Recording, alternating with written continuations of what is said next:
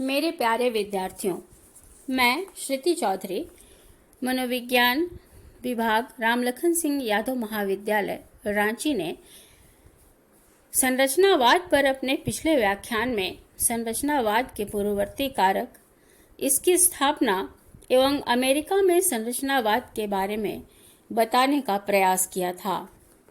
पिछली बातों को आगे बढ़ाते हुए मैं इस व्याख्यान में संरचनावाद के अनुसार मनोविज्ञान की परिभाषा, इसकी विषय वस्तु, उस विषय वस्तु को समझने के लिए विधि, मनोविज्ञान के विकास में संरचनावाद का योगदान तथा संरचनावाद की मुख्य आलोचनाओं पर अपने विचार प्रस्तुत करूंगी। जहां तक मनोविज्ञान की परिभाषा का प्रश्न है, उन्ट ने मनोविज्ञान को चेतन अनुभूतियों का विज्ञान कहा। मनोविज्ञान में तात्कालिक अथवा प्रत्यक्ष अनुभूतियों का अध्ययन किया जाता है। इन तात्कालिक अनुभूतियों से ही चेतना की मूलभूत अवस्थाओं अथवा मन के तत्वों का निर्माण होता है। उन्ट के अनुसार चेतन अनुभूति में दो प्रकार के तत्व पाए जाते हैं। पहला संवेदनाएं और दूसरा भाव। संवेदनाएं बाह्य उत्तेजनाओं के द्वारा ज्ञानेंद्रियों के उत्तेजित होने से उत्पन्न होती हैं। भावों के संदर्भ में उन्ट ने इसके त्रिविमीय सिद्धांत का प्रतिपादन किया। अपने विचारों को उन्ट ने प्रिंसिपल्स ऑफ फिजियोलॉजिकल साइकोलॉजी नामक पुस्तक में प्रकाशित किया, जिसका प्रथम भाग सन 1873 में और द्वितीय भाग सन 1874 में प्रकाशित हुआ। उन्ट के शिष्य टिचनर ने उन्ट के विचारों को अमेरिका के कॉर्नेल यूनिवर्सिटी में प्रसारित किया। वोल्मैन एक इतिहासकार हैं। उनका मानना है कि संरचनावाद के विचारों को स्वतः उन्ट से अधिक टिचनर ने ही अपनाया था। टिचनर ने मनोविज्ञान को परिभाषित करते हुए कहा कि मनोविज्ञान अनुभव करने वाले व्यक्ति के संदर्भ में अनुभूतियों का अध्ययन करता है, जबकि अन्य विज्ञान अनुभव करने वाले व्यक्ति से स्वतंत्र अनुभूति का अध्ययन करते हैं। यहाँ उन्होंने मनोविज्ञान की तुलना भौतिक शास्त्र या फिजिक्स से की, जहाँ मानव अनुभूतियों का अध्ययन अनुभव करने वाले व्यक्ति को छोड़कर किया जाता है। मनोविज्ञान के विषय वस्तु पर प्रकाश डालते हुए संरचनावादियों ने बताया कि मनोविज्ञान संवेदना, भाव तथा इच्छाओं की प्रक्रिया का अध्ययन करता है और इन प्रक्रियाओं का एकीकरण ही चेतना है। मनोविज्ञान की मुख्य 3 समस्याओं पर संरचनावादियों ने चर्चा की। ये थे: पहला, चेतन अनुभूतियों का विश्लेषण करके उसके तत्वों का पता लगाना। दूसरा, यह पता लगाना कि कैसे विभिन्न तत्व आपस में मिलकर दूसरे चेतन अनुभूतियों को जन्म देती हैं। और तीसरा, उन नियमों का पता लगाना जिनके आधार पर इन तत्वों का समन्वय होता है। संरचनावाद ने केमिस्ट्री या रसायन शास्त्र को मनोविज्ञान का मॉडल साइंस माना। मॉडल साइंस कहने का मतलब जिस तरह से रसायन शास्त्र में एलिमेंट्स को अलग अलग करके किसी वस्तु के अंदर रहने वाले तत्वों का पता लगाया जाता है, उसी तरह संरचनावादियों ने चेतन अनुभूति के विभिन्न तत्वों का विश्लेषण करना अपने विषय का एक महत्वपूर्ण भाग माना था। चेतन अनुभूतियों के तत्वों का विश्लेषण एवं संश्लेषण को ही मनोविज्ञान की विषय वस्तु माना गया। इस विषय के अध्ययन के लिए संरचनावादियों ने एक विशिष्ट विधि को खोजा, जिसे उन्होंने अंतर्निरीक्षण का नाम दिया। अंतर्निरीक्षण का अर्थ है अपने अंदर झांकना। प्रयोगात्मक परिस्थिति में अपने अनुभूतियों का विश्लेषण करके उनके तत्वों को बताना ही अंतर्निरीक्षण है। उंट के अनुसार अंतर्निरीक्षण एक प्रकार का निरीक्षण ही है और वे इसे प्रयोगात्मक विधि भी मानते थे। प्रयोगशाला में अंतर्निरीक्षण का समुचित ढंग से उपयोग हो सके, इसके लिए उंट ने कुछ नियमों का निर्माण किया था। जैसे पहला, अंतर्निरीक्षक में यह निर्णय लेने की क्षमता हो कि अंतर्निरीक्षण की प्रक्रिया कब आरंभ की जाए। दूसरा, अंतर्निरीक्षक तत्परता की अवस्था में हो। और तीसरा, प्रयोगात्मक अवस्थाएं ऐसी हों जिनमें उत्तेजनाओं के नियंत्रित परिचालन द्वारा पुनरावृत्ति और परिवर्तन किया जाए। और चौथा, निरीक्षण की पुनरावृत्ति संभव हो। स्पष्ट है कि उंट ने अंतर्निरीक्षण को एक ऐसी विधि माना जिसे करने के लिए विशेष प्रशिक्षण की आवश्यकता पड़ती है। उंट ने अंतर्निरीक्षण को एक विशेष प्रकार का प्रयोगात्मक अंतर्निरीक्षण माना था, जिसके लिए काफी प्रशिक्षण की आवश्यकता थी। जैसा कि इतिहासकार बोरिंग ने कहा है कि स्वतः उंट ने लगभग 10,000 बार अंतर्निरीक्षण का अभ्यास कर चुकने के बाद ही प्रयोज्यों से प्रतिक्रिया काल संबंधी प्रयोगों में प्रदत्त संग्रह किया था। इस तरह उंट ने अंतर्निरीक्षण एवं प्रयोग के आधार पर चेतन अनुभूति को समझने की चेष्टा की। उंट के शिष्य टिचनर ने भी अंतर्निरीक्षण को ही मनोविज्ञान की विधि माना। उनके अनुसार अंतर्निरीक्षण में दो बातें सन्निहित होती हैं। पहला, तथ्यों पर ध्यान देना और दूसरा, उन्हें शब्दों में व्यक्त करना, अर्थात अनुभूति की स्पष्टता तथा शब्दों में उसका विवरण। प्रयोग के बारे में टिचनर का विचार था कि प्रयोग एक ऐसा अंतर्निरीक्षण है जिसे दोहराया जा सकता है।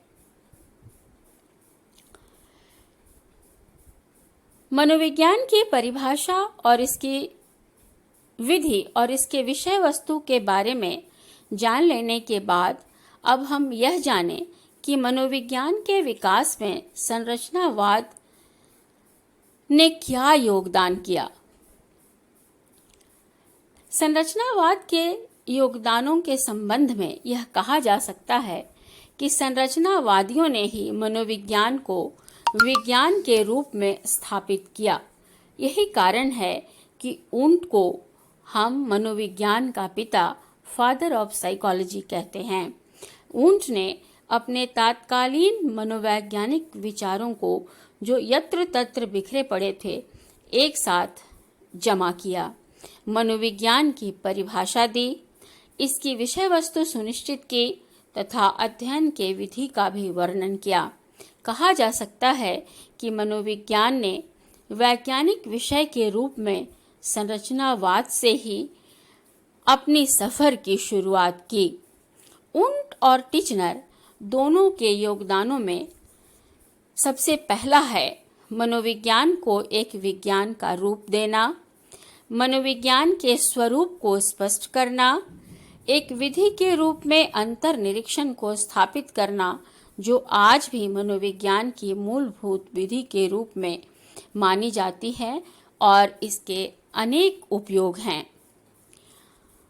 चौथा, मनोविज्ञान के लक्ष्यों को निर्धारित करना। पांचवा, मनोविज्ञान के साहित्य को समृद्ध करने हेतु अनेक लेखों एवं पुस्तकों का प्रकाशन करना, जिनमें कुछ प्रमुख हैं: एन आउटलाइन ऑफ साइकोलॉजी, दूसरा अ प्रीमियर ऑफ साइकोलॉजी, तीसरा a text book of psychology तथा चौथा अ बिगिनर्स साइकोलॉजी। ये चारों पुस्तकें टिचनर के द्वारा लिखी गईं। इसके अलावा experimental psychology, a manual for laboratory practice भी अत्यंत महत्वपूर्ण पुस्तक है, जिसके 4 खंड विभिन्न मात्रात्मक एवं गुणात्मक प्रयोगों का वर्णन करते हैं। इसके अलावा संरचनावाद का एक प्रमुख योगदान यह था कि संरचनावादियों ने एक प्लेटफॉर्म दिया, एक ऐसी पृष्ठभूमि तैयार की जिस पर दूसरे मनोवैज्ञानिक विचारधाराओं का जन्म हुआ। संरचनावाद के विरोध में ही सही, लेकिन मनोविज्ञान में दूसरी अन्य विचारधाराओं का प्रादुर्भाव हुआ, जैसे प्रकार्यवाद, व्यवहारवाद और गेस्टाल्ट स्कूल जैसी विचारधाराएं आई, जिसने मनोविज्ञान के सफर को आगे बढ़ाया। नए विचार आए तथा आलोचनाओं और प्रत्यालोचनाओं के आधार पर मानव व्यवहार एवं अनुभूतियों के तथ्य स्पष्ट होने लगे। जर्मनी में पैदा हुआ संरचनावाद जब अमेरिका पहुंचा, वहां मनोविज्ञान की अन्य विचारधाराएं या संप्रदाय जन्म ले रहे थे। इन संप्रदायों ने संरचनावादी विचारधारा की कई आलोचनाएं की एवं उन आलोचनाओं के प्रत्युत्तर में अपने विचारों को संस्थापित करने की चेष्टा की। संरचनावाद की पहली आलोचना इसकी परिभाषा को लेकर की गई। टिचनर ने मनोविज्ञान की परिभाषा देते हुए कहा था कि मनोविज्ञान सामान्य प्रौढ़ मानव के मन का अध्ययन करता है। आलोचकों के अनुसार यह परिभाषा बहुत सीमित है। व्यवहारवादियों ने बताया कि मनोविज्ञान में केवल चेतन अनुभूति की ही नहीं बल्कि व्यवहार का भी अध्ययन होता है। प्रौढ़ के साथ साथ बच्चों एवं पशुओं का भी अध्ययन किया जाता है, जिसका उल्लेख इस परिभाषा में नहीं है। संरचनावाद की दूसरी आलोचना इसके विधि को लेकर की गई। आलोचकों के अनुसार अंतर्निरीक्षण एक अपर्याप्त विधि है, जिसके द्वारा हर प्रकार के अनुभूतियों का अध्ययन संभव नहीं। अंतर्निरीक्षण की आलोचना यह कहकर भी की गई कि यह एक आत्मगत विधि है। एक अंतर्निरीक्षण करता जो बताता है उसे चेक करने के लिए कोई दूसरी विधि नहीं है। अंतर्निरीक्षण करते समय व्यक्ति को दो कार्य एक साथ करने होते हैं, एक अनुभव करना और दूसरा उसे व्यक्त करना। जबकि हमारा मस्तिष्क यूनिट के रूप में कार्य करता है। अनुभूतियों को समझना और उनका वर्णन करना, ये दो कार्य एक साथ नहीं हो सकते। अतः अंतर्निरीक्षण के स्थान पर पुनर्निरीक्षण शब्द के उपयोग की सिफारिश की गई। संरचनावाद की अगली आलोचना यह कहकर भी की गई कि संरचनावाद ने मनोविज्ञान को पूर्णतः सैद्धांतिक बना दिया, जिसका व्यवहारिक जीवन से संबंध नहीं है। यह आलोचना मुख्य रूप से प्रकार्यवादियों ने की, जिन्होंने मनोविज्ञान में उपयोगिता या मानसिक क्रियाओं के कार्यों पर काफी बल दिया था। संरचनावाद की चौथी आलोचना में यह कहा गया कि संरचनावाद ने मनोविज्ञान के क्षेत्र को बहुत सीमित कर दिया। प्रकार्यवादियों के अनुसार मनोविज्ञान में चेतन अनुभूति के कार्यों, उनकी उपयोगिताओं का भी अध्ययन किया जाता है, जो मानव जीवन में इन अनुभूतियों के महत्व को बताते हैं। संरचनावाद ने इन पर कोई बात नहीं की। संरचनावादियों की अगली आलोचना इसके विश्लेषणात्मक दृष्टिकोण को लेकर भी की गई। गेस्टाल्टवादियों का कहना है कि चेतन अनुभूतियों का अध्ययन एज ए होल या संपूर्णता में होना चाहिए, तभी इनका अर्थ और इनके सिग्निफिकेंस को समझा जा सकता है। विश्लेषण के बाद अनुभूतियों की समग्रता समाप्त हो जाती है और उनका कोई अर्थ नहीं रह जाता। इस तरह समकालीन अन्य विचारधाराओं को मानने वालों ने संरचनावाद की अनेक आलोचनाएं की, परंतु इन आलोचनाओं के बावजूद संरचनावाद का महत्व कम नहीं होता। इनके योगदानों पर यदि विचार किया जाए तो कहना अतिशयोक्ति नहीं होगा कि संरचनावाद ने मनोविज्ञान, विशेषकर वैज्ञानिक मनोविज्ञान की शुरुआत की, जो आज विकसित होकर जीवन के प्रत्येक क्षेत्र में अपनी उपयोगिता साबित कर रहा है। इस तरह इन 2 व्याख्यानों के माध्यम से मनोविज्ञान के प्रथम संप्रदाय संरचनावाद को स्पष्ट करने का प्रयास किया गया। अब आगे मनोविज्ञान के दूसरे संप्रदाय प्रकार्यवाद पर प्रकाश डालने का प्रयास किया जाएगा। धन्यवाद।